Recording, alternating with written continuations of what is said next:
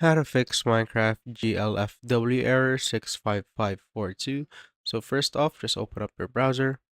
Now, when you're on your browser, just search for DLL files and just simply go to this first link right here named dllfiles.com.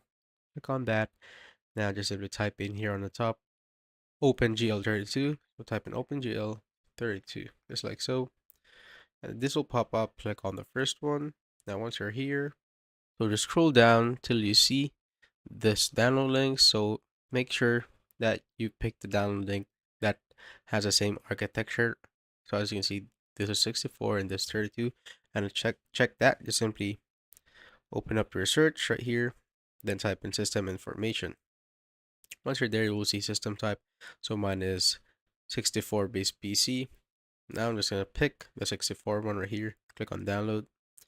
And once you're there, just simply need to wait for it to download. Your download will start in this time right here. Now, as you can see, I have mine right here, so I'm just going to place it on my desktop. Now it's downloaded, just exit out of your browser. Now, once you're here, what you will need to do is just simply open up the zip file, double click on it, then just simply click on copy right here. Now, once it's done, click on this PC, click on the C drive, click on program files, and find the Java folder. Click on it, and here you will see these stuff. So what you need to do is just find the latest one.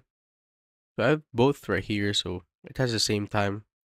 As you can see, the date modified will check on the latest one. So I'm just gonna basically pick this one.